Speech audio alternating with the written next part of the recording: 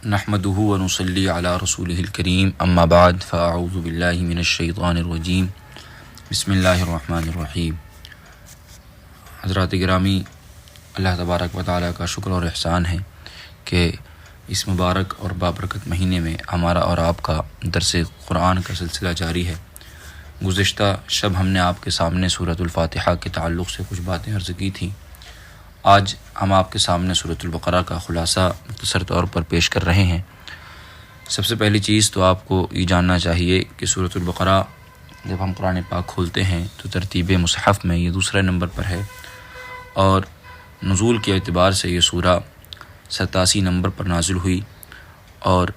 یہ قرآن پاک کی سب سے طویل اور سب سے لمبی سورہ ہے، اور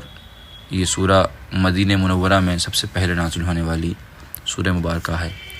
یہاں تک کہ جب آپ کنز الایمان کو دیکھیں گے تو خزائن العرفان کے اندر یہ بات لکھی ہوئی ہے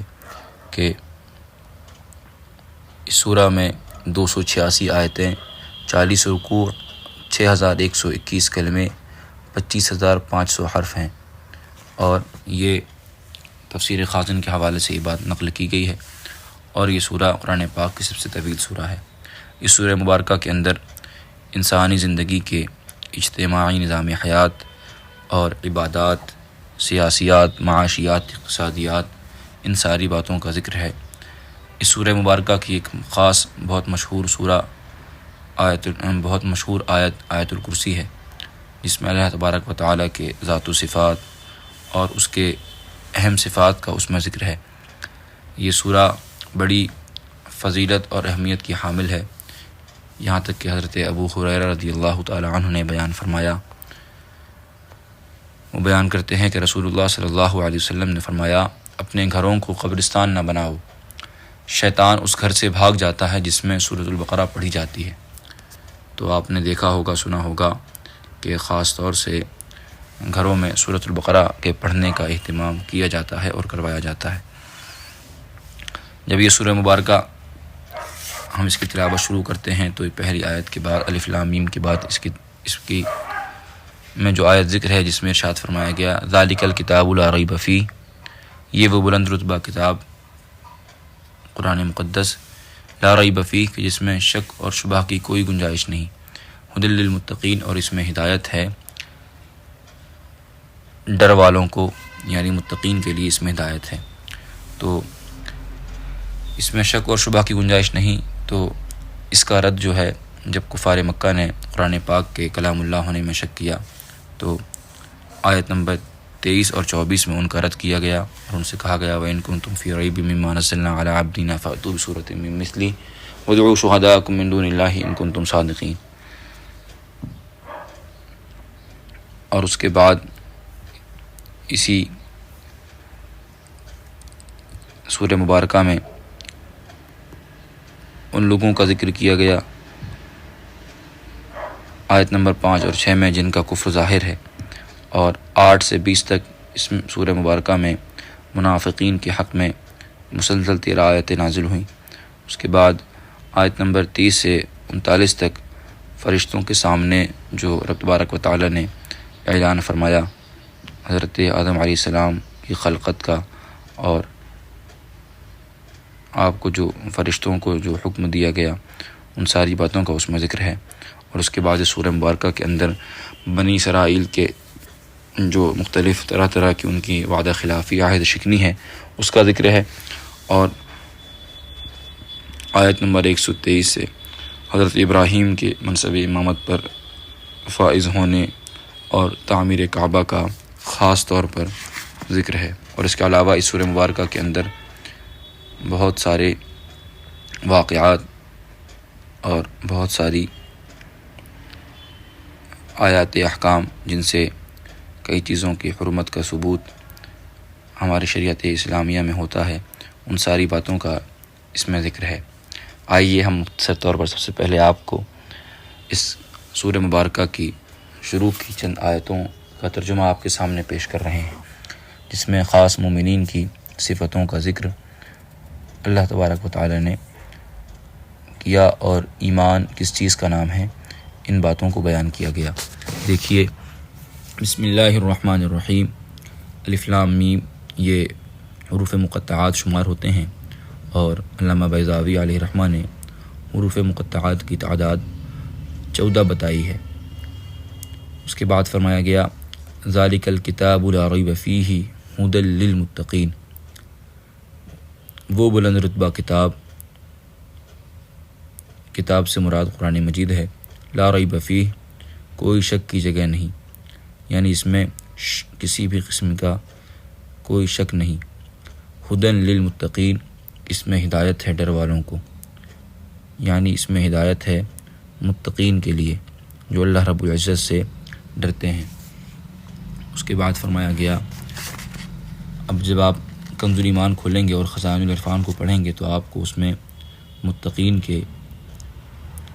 جو ہے وہ کئی درجے ہوتے ہیں، ایک عوام کا تقویٰ ہوتا ہے، ایک خواص کا تقویٰ ہوتا ہے، اور ایک اخص الخواص کا تقویٰ ہوتا ہے، جس کو علامہ نعیم الدین مراد آبادی علیہ رحمہ نے ذکر فرمایا۔ اس کے بعد ارشاد فرمایا گیا الذین یؤمنون بالغیب ویقیمون الصلاۃ ومما رزقناہم ینفقون، وہ اب متقین ہیں کون؟ تو فرمایا وہ جو بے دیکھے ایمان لائے،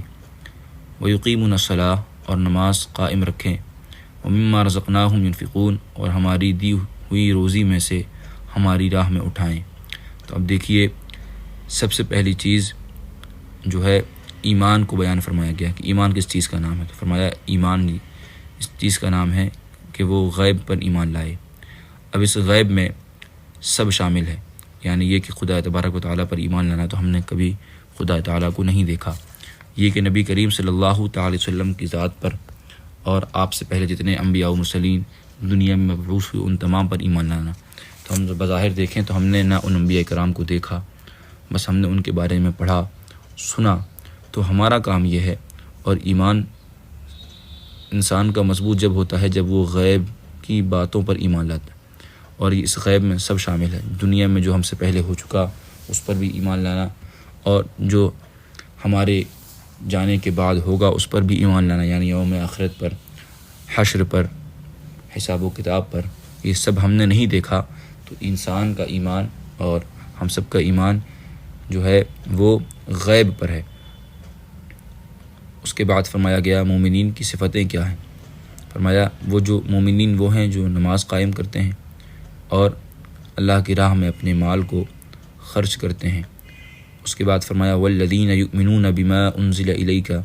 وما انزل من قبلک وبالآخرۃ هم یوقنون، اور وہ کہ ایمان لائے اس پر جو اے محبوب تمہاری طرف اترا، وما انزل من قبلک اور تم سے پہلے اترا، وبالآخرۃ هم یوقنون اور آخرت پر یقین رکھے۔ اب دیکھیے یہ آیت مبارکہ نبی کریم صلی اللہ تعالی علیہ وسلم کے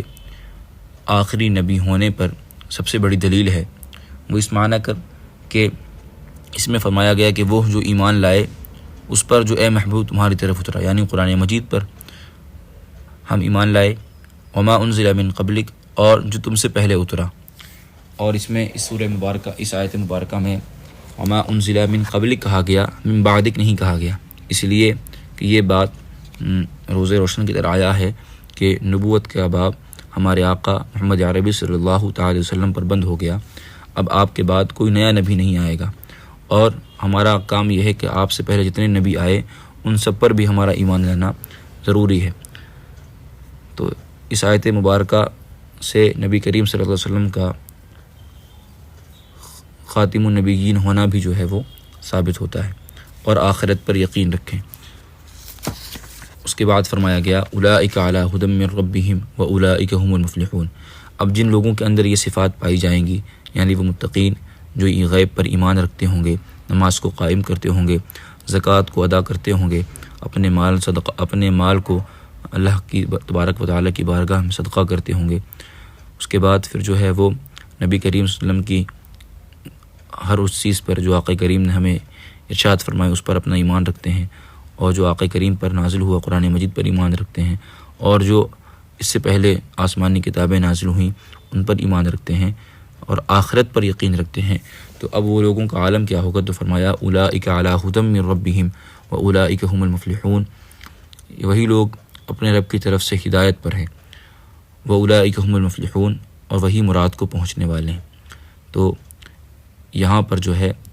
جو صفات خاص طور سے ذکر کی گئی وہ یہ صفات جن لوگوں کے اندر پائی جائیں گی تو یہ لوگ جو ہے وہ اللہ کی جانب سے ہدایت پر ہیں اور یہی لوگ کامیاب ہیں۔ پھر اس آیت مبارکہ کے بعد 2 آیتیں خاص طور سے جو ہے کافروں کے حق میں نازل ہوئیں، جن کا کفر ظاہر ہو چکا اور جن کو ڈرانا یا جنہیں اسلام کی کوئی بات بتانا برابر ہے، اور اس کے بعد اس میں خاص طور سے ان 2 آیتوں کے بعد 13 آیتیں مسلسل منافقین کے حق میں نازل ہوئیں۔ تو یہ ساری آیتوں کی ترتیب ہمیں اس بات کا درس بھی دیتی ہیں کہ آج ہمارے معاشرے میں کچھ لوگ ایسے ہو گئے ہیں جو یہ کہتے ہیں کہ کسی کو برا مت کہو، کافر کو کافر مت کہو، بد مذہب کو بد مذہب مت کہو، ہو سکتا ہے وہ سدھر جائے، ہو سکتا ہے وہ ٹھیک ہو جائے۔ تو یہ ایک جراثیم کی طرح ہمارے معاشرے میں یہ کیڑے مکوڑے پھیلائے جا رہے ہیں۔ آپ غور کیجئے،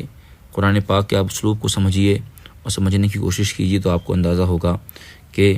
اس بھیانک ماحول میں جب یہ قرآن پاک نازل ہو رہا تھا اور عرب کی ساری زمین صحابہ کرام کی جماعت اور آقا کریم صلی اللہ علیہ وسلم کے سخت دشمن تھے، اس خطرناک بھیانک ماحول میں اللہ تبارک و تعالی نے ان آیات کو نازل فرمایا، اور اس میں ان کے مومن ہونے کو، کون منافق ہے کون کافر ہے، ان ساری باتوں کو واضح طور پر بیان کر دیا گیا، جس سے ہمیں اس بات کا اندازہ ہوتا ہے کہ جو شخص جس چیز کا مستحق ہو اسے وہ کہا جائے۔ یعنی اگر کوئی شخص کافر ہے، وہ ہمارے رب کو نہیں مانتا ہے، ہمارے آقا کریم صلی اللہ علیہ وسلم کی شریعت پر ایمان نہیں لاتا ہے، تو یہ ہم کو حق حاصل ہے اور یہ ایمان کا تقاضا ہے کہ کافر کو کافر کہا جائے اور منافق کو منافق کہا جائے۔ تو جو لوگ آج ہمارے معاشرے میں یکتائیگی کا ڈنڈورا پیٹتے ہیں، انہیں ان آیات مبارکہ پر غور کرنا چاہیے۔ اب آئیے، اس سورۃ المبارکہ کو سورۃ البقرہ کے نام سے منسوب کیا گیا اور اس سورہ کا نام سورۃ البقرہ رکھا گیا، تو اس کے پہلے پارے کی ایک آیت مبارکہ ہے جس میں اس کا خاص طور پر اس واقعے کا ذکر ہے، اور وہ واقعہ یہ ہے، میں مختصر طور پر آپ کے سامنے عرض کر رہا ہوں کہ بنی اسرائیل میں ایک بہت ہی نیک صالح بزرگ تھے، اور ان کا ایک ہی بچہ تھا جو نابالغ تھا، اور ان کے پاس فقط ایک ہی گائے کی بچیا تھی، یعنی چھوٹا سا بچہ تھا۔ تو ان بزرگ نے اپنی وفات کے قریب اس بچیا کو جنگل لے جا کر ایک جھاڑی کے پاس یہ کہہ کر چھوڑ دیا کہ یا اللہ، میں اس بچیا کو اس وقت تک تیری امانت میں دیتا ہوں کہ میرا بچہ بالغ ہو جائے۔ اس کے بعد ان بزرگ کی وفات ہو گئی اور بچیا چند دنوں میں بڑی ہو کر درمیانی عمر کی ہو گئی، اور بچہ جوان ہو کر اپنی ماں کا بہت ہی فرما بردار اور انتہائی نیکوکار بچہ ہوا۔ اس نے اپنی رات کو 3 حصوں میں تقسیم کر لیا رکھا تھا، ایک حصے میں وہ سوتا تھا اور ایک حصے میں عبادت کرتا تھا، اور ایک حصے میں وہ اپنی ماں کی خدمت کرتا تھا۔ روزانہ وہ صبح کو جنگل جایا کرتا اور لکڑیاں کاٹ کر لاتا تھا، اور ان کو فروخت کر کے 1/3 رقم صدقہ کر دیتا اور 1/3 اپنی ذات پر خرچ کرتا اور 1/3 رقم اپنی والدہ کو دے دیتا۔ ایک دن لڑکے کی ماں نے لڑکے سے کہا، میرے پیارے بیٹے، تمہارے باپ نے میراث میں ایک بچیا چھوڑی تھی جس کو انہوں نے فلاں جھاڑ کے پاس جنگل میں اللہ تبارک و تعالی کی امانت میں سونپ دیا تھا۔ اب تم اس جھاڑ کے پاس جاؤ اور جا کر یہ دعا مانگو کہ اے حضرت ابراہیم، حضرت اسماعیل و حضرت اسحاق کے خدا، تو میرے باپ کی سونپی ہوئی امانت مجھے واپس دے دے۔ اللہ اکبر۔ اور اس بچیا کی نشانی یہ ہے کہ وہ پیلے رنگ کی ہے اور اس کی کھال اس طرح چمک رہی ہوگی کہ گویا سورج کی کرنیں اس سے نکل رہی ہیں۔ یہ سن کر لڑکا اپنی والدہ کی اس نصیحت کو سن کر، اس بات کو سن کر جنگل میں اس جھاڑ کے پاس گیا اور دعا مانگی، تو فوراً ہی وہ گائے دوڑتی ہوئی آ کر اس کے پاس کھڑی ہو گئی، اور یہ اس کو پکڑ کر گھر لایا۔ تو اس کی ماں نے کہا، بیٹا تم اس گائے کو لے کر جاؤ، بازار میں 3 دینار میں فروخت کر ڈالو، لیکن کسی گاہک کو بغیر میرے مشورے کے مت دینا۔ اب ان دنوں بازار میں جو ہے وہ گائے کی قیمت 3 دینار ہی تھی۔ بازار میں ایک گاہک آیا جو در حقیقت فرشتہ تھا، اس نے کہا کہ میں گائے کی قیمت 3 دینار سے زیادہ دوں گا، مگر تم ماں سے مشورہ کیے بغیر گائے میرے ہاتھ فروخت کر ڈالو۔ لڑکے نے کہا تم خواہ کتنی بھی زیادہ قیمت دو مگر میں اپنی ماں سے مشورہ کیے بغیر ہرگز اس گائے کو نہیں بیچوں گا۔ لڑکے نے ماں سے سارا ماجرا بیان کیا تو ماں نے کہا کہ یہ گاہک شاید کوئی فرشتہ ہو، تو اے بیٹے تم اس سے مشورہ کرو کہ ہم اس گائے کو ابھی فروخت کریں یا نہ کریں۔ چنانچہ اس لڑکے نے بازار میں جب گاہک سے مشورہ کیا تو اس نے کہا کہ ابھی تم اس گائے کو نہ فروخت کرو، آئندہ اس گائے کو حضرت موسیٰ علیہ السلام کے لوگ خریدیں گے، تم اس گائے کے چمڑے میں سونا بھر کر اس کی قیمت طلب کرنا تو وہ لوگ تمہیں اتنی ہی قیمت دے کر خریدیں گے۔ چنانچہ فرشتے کے اس مشورے کو جو ہے وہ قبول کرتے ہوئے اور چند دنوں کے بعد ہی بنی اسرائیل قبول کر لیا گیا اور اس نے اس گائے کو فروخت نہیں کیا،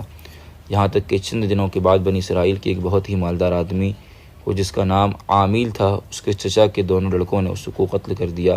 اور اس کی لاش کو ایک ویرانے میں ڈال دیا۔ صبح کو قاتل کی تلاش ہوئی مگر جب کوئی سراغ نہ ملا تو کچھ لوگ حضرت موسیٰ کی خدمت میں حاضر ہوئے اور قاتل کا پتہ پوچھا تو آپ نے فرمایا کہ تم لوگ ایک گائے ذبح کرو اور اس کی زبان یا دم کی ہڈی سے لاش کو مارو تو وہ زندہ ہو کر خود اپنے قاتل کا نام بتا دے گا۔ یہ سن کر بنی اسرائیل نے گائے کے رنگ اور اس کی عمر وغیرہ کے بارے میں بحث اور کئی سارے سوالات کیے۔ بالآخر جب وہ اچھی طرح سمجھ گئے کہ فلاں قسم کی گائے چاہیے ہے تو ایسی گائے کی تلاش شروع کر دی گئی، یہاں تک کہ جب یہ لوگ اس لڑکے کی گائے کے پاس پہنچے تو ہو بہو یہ ایسی ہی گائے تھی جس کے ان لوگوں کو ضرورت تھی۔ چنانچہ ان لوگوں نے گائے کو اس کے چمڑے میں بھر کر سونا اس کی قیمت دے کر خریدا اور ذبح کر کے اس کی زبان یا دم کی ہڈی سے مقتول کی لاش پر مارا تو وہ زندہ ہو کر بول اٹھا کہ میرے قاتل میرے چچا کے دونوں لڑکے ہیں جنہوں نے میرے مال کے لالچ میں مجھ کو قتل کر دیا۔ یہ بتا کر پھر وہ مر گیا اور چنانچہ ان دونوں قاتلوں کو قصاص میں قتل کر دیا گیا اور مرد صالح کا لڑکا جو اپنی ماں کا فرما بردار تھا کثیر دولت سے وہ بچہ مالا مال ہو گیا۔ تو اس پورے واقعے کی تفسیر قرآن پاک کی آیت نمبر 67 سے 83 تک جو ہے یہ پورے واقعے کی تفسیر موجود ہے۔ تو اس واقعے میں درس ہدایت یہ ہے کہ خدا کے نیک بندوں کے چھوڑے ہوئے مال میں بڑی خیر و برکت ہوتی ہے۔ آپ غور کریں کہ اس نیک عابد زاہد شخص نے اپنے میراث میں اپنے فرزند کے لیے صرف ایک بچھیے چھوڑ کر وفات پائی تھی، مگر اللہ تعالیٰ نے اس میں اتنی برکت عطا فرمائی کہ ان کے وارثوں کو اس ایک بچھیے کے ذریعے بے شمار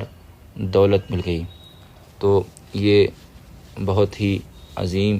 واقعہ ہے اور جسے آپ یہ کہہ لیجئے کہ یہ دنیا کی سب سے مہنگی گائے ہے۔ اور میں نے شروع میں عرض کیا کہ بقرہ عربی میں گائے کو کہا جاتا ہے، تو اسی واقعے کی طرف اس سورہ کا نام رکھا گیا اور اس سورہ کو اسی واقعے سے منسوب کیا گیا۔ اللہ تبارک و تعالی ہم اور آپ کو ان باتوں کو سن کر انہیں یاد رکھنے کی اور قرآن پاک کو صحیح طور پر سمجھنے کی